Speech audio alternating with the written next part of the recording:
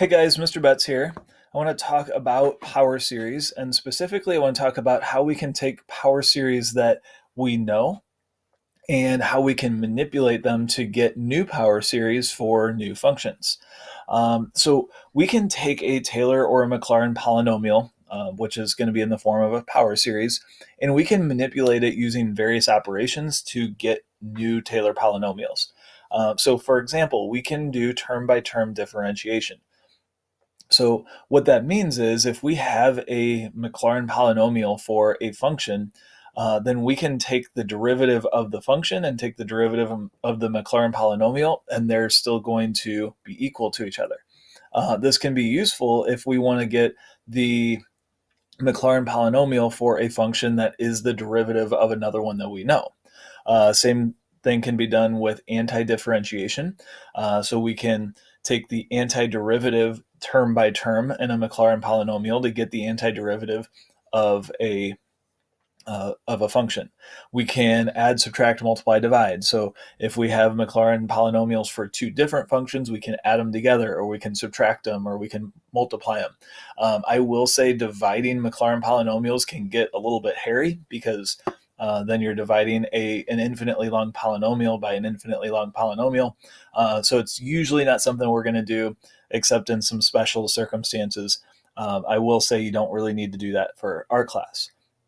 We can also use substitution. So if we know a power series, we can substitute for x an expression and get a new power series for a composite function. We can also use properties of geometric series to get new power series. So what I want to do is I want to go through each of these and look at an example of them and show you how we might do that. So let's start with this function 1 over 1 minus x.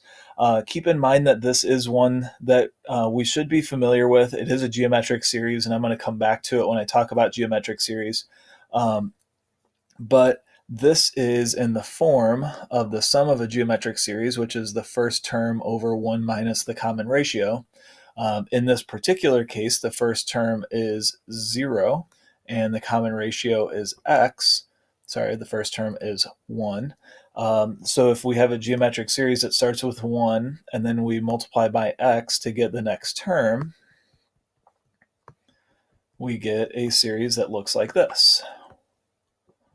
So if we want to take the derivative of that, so if I want the Maclaurin polynomial for the derivative of this, then we take the derivative term by term. So the derivative of 1 is 0. The derivative of x is 1. Derivative of x squared is 2x. And then derivative of x cubed, derivative of x to the fourth, and so on. We could even write a general term. So this is the general term here is going to be x to the nth power. And so the general term here is going to be n times x to the n minus 1. Just a heads up, I'm going to take these a little bit out of order, and you might see why as we get to future problems. So another option is using substitution. So we know the Maclaurin polynomial for sine of x is x minus x cubed over 3 factorial plus x to the fifth over 5 factorial, and so on. So if we want to know the Maclaurin polynomial for the sine of x squared, we're just going to replace the x with x squared. So to do that, this is going to be x squared. If we replace x with x squared and the x cubed, we're going to get x to the sixth. And then we get x to the 10th and x to the 14th, and so on. So this Maclaurin polynomial is the Maclaurin polynomial for sine of x squared. So if we take that one that we just did there, we know that sine of x squared is x squared minus x to the sixth over 3 factorial plus x to the 10th over 5 factorial. And we want to know So we're going to say that the derivative is sine of x squared. So this is the derivative. Remember that sine of x squared was a function that we couldn't take the antiderivative of? Well, we can take the antiderivative of its Maclaurin polynomial.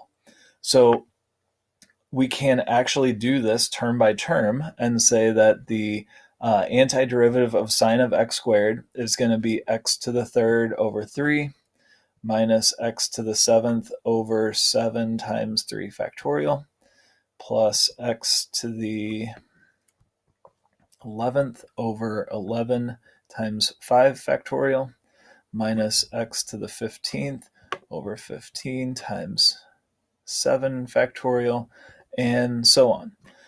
So notice that we're taking the antiderivative of a Maclaurin polynomial for a function that we cannot take the antiderivative of. This is one of the big applications for Taylor polynomials and Maclaurin polynomials, is that with them being polynomials, it's really easy to do differentiation and anti-differentiation with them. Now, I do want to point out when we take an antiderivative, we normally put a plus c at the end. Obviously, at the end of an infinite polynomial, we can't put a plus c. That's why we write our power series with the lowest degrees first, so that c would be out front. And if we plug 0 in for x, all of the terms from here on are going to be 0, which means that c is going to have to be 1. So this initial condition here tells us what the first term is going to be. So this is the particular solution to the antiderivative of sine of x squared with the initial condition. We can also use geometric series. So remember, we got the Maclaurin polynomial because for 1 over 1 minus x, because the first term in a geometric series of 1 and a common ratio of x is going to give us 1 plus x squared plus x cubed, and so on. So essentially what we're doing here is we're just multiplying each term by that common ratio.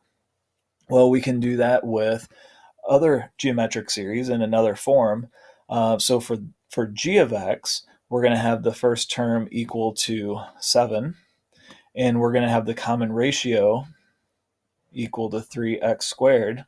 So we can use that to build a Maclaurin polynomial, which is going to start with 7, and then we're going to multiply by 3x squared. So plus 21x squared plus 63x to the 4th plus 189x to the 6th, and so on. And we can even get a general term here by writing it in the form of the first term times the common ratio to the nth power.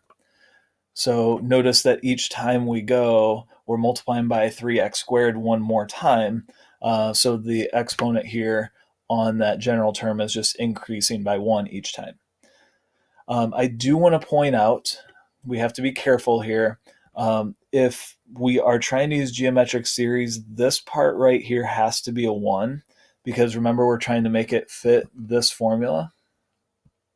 The sum of a geometric series is the first term over 1 minus the common ratio.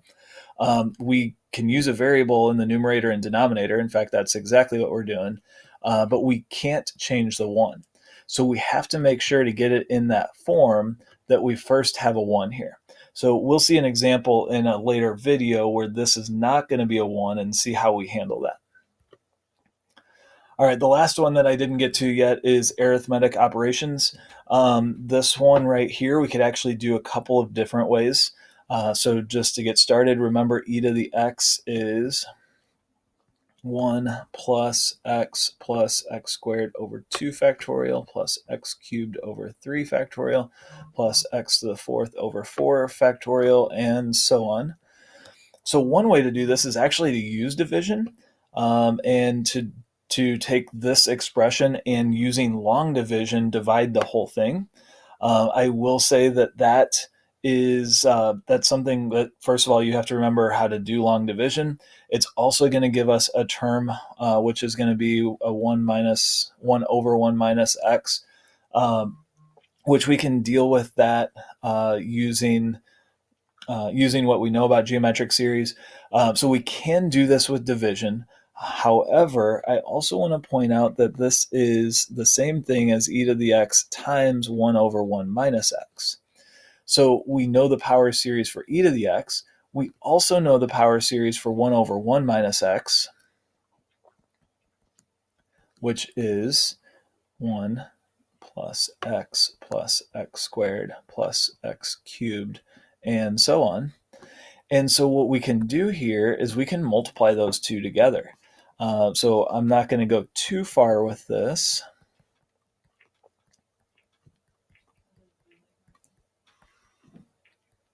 But what we're essentially going to do here is we're going to distribute. And what I want you to think about when you're distributing is to get each term in order. Start with the lowest degree. So we're going to multiply essentially just 1 times 1 for the x to the 0 term. So that's going to be 1. Then for the x to the first term, we're going to multiply 1 times x, and we're going to multiply x times 1. So we have 1x plus 1x, which is going to be 2x.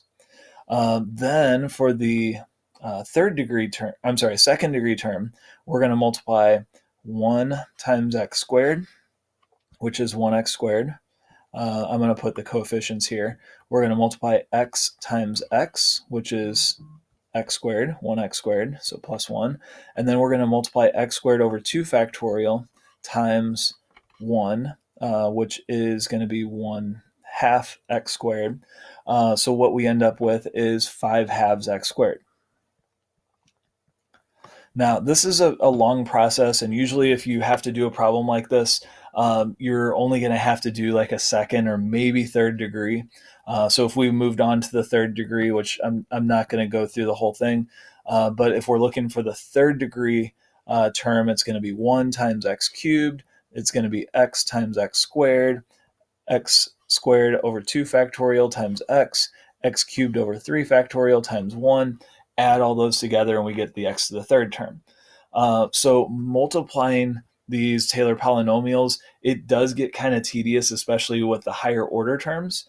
But it is something that we can do to get pretty easily the first at least few terms of a Maclaurin polynomial.